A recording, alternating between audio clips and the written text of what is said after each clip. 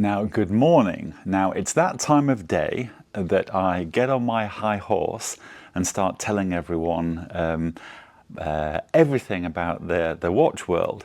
Now, it's the morning, the correct time of the day, and obviously I have this is the second consciousness provider, i.e. coffee.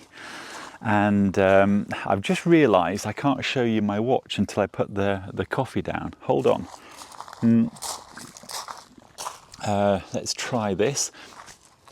Okay, so here is the watch. Now, because I'm wearing the gold G here, you know that this video is going to be highly informative.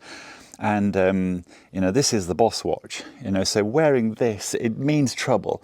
It means that I'm going to be so self-opinionated. I'm going to be so full of information and advice on wristwatches and this gold G-Shock. Look at that. But what I'm realizing is that one hand is holding the camera, the other hand is wearing the Boss device, the watch of all watches in the world. And remember, this is the only watch that can combat Richard Mille watches.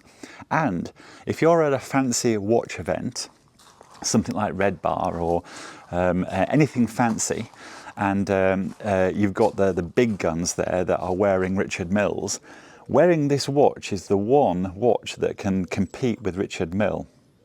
There is no other watch apart from another Richard Mille. But if you want to level the playing field in a watch event, and you know there are some big hitters there, and you've got all the Rolex gang, you've got the Omega gang, but you know that there's a few people there that might be rocking Patek Philippe and Richard Mille, this is the one that you're going to have to wear if you're serious about watch collecting. Now, before I impart more fabulous advice, let me work out what I do with my cup of coffee. Hold on. This is what I do for you guys. I walk across the garden where all the midges and creatures are that will bite you and attack you and give you all kinds of diseases. It's brutal here. It's like living in the Wild West. The wild animal situation that's going on around here is something to be reckoned with. And once again, I wear G-Shock, so of course I am surrounded by wild animals that can bite you. It's obvious that that would be the case. Now, I've even stood in front of the morning sun so that you guys can see my idiot face, and hopefully I'm in frame, because I can't even see the viewfinder, so I don't know what I look like. And I'm assuming that we've got the recording on. Hold on. Yep. So pause one moment, because it is, even though it's early in the morning, this sunshine is lovely and warm. But I really do need to fuel this conversation with caffeine. And actually, I've just sat down, and I'll leave my coffee there for a moment. And I need to once again show you the timepiece. So this is the gold TFG that came out in 2018 as a special piece for G-Shock's 35th anniversary. And that must have been the 35th anniversary of the G-Shock Square. So of course, this watch design was originally released in resin with a stainless steel case, a screw back and a resin bracelet. But in 1918, the geniuses of G-Shock decided that they were going to make it full metal, and also give it a V12 engine that includes multiband 6 and Bluetooth. And then they thought, why don't we really go to town and IP the whole thing in gold, and even give it a gold outer rim on the dial. Well, it's the dial piece, because I suppose the dial is the LCD is the display. So is it the dial piece? But there's even gold on the dial piece. So G-Shock, they're not shy about being the boss. They're not shy about telling you who's the boss, and they're not shy about hype and you know, influence. They know that they just produce a new watch, and that is the hype, and that is the timepiece that you want. And I've just thought I need to take this off and show you because it's going to be so cool. Hold on. You see, look what I've done here. I've got this little tripod thing, and it enables me to put the phone like this. Okay, so let's look at this beast. And I have told you guys a number of times that this is the watch that I wear to let everyone know that I'm the boss and I own them, especially in a business meeting. And this is the watch that I wear to flex. So if I ever want to flex, you know, beyond Richard Mille level, I put this on because this watch will outflex any other watch that anybody else is wearing. I mean, there are a couple of sneaky little watches like the Casio F91. Or the Casio, basically the metal version of the F91, and I forget that part number.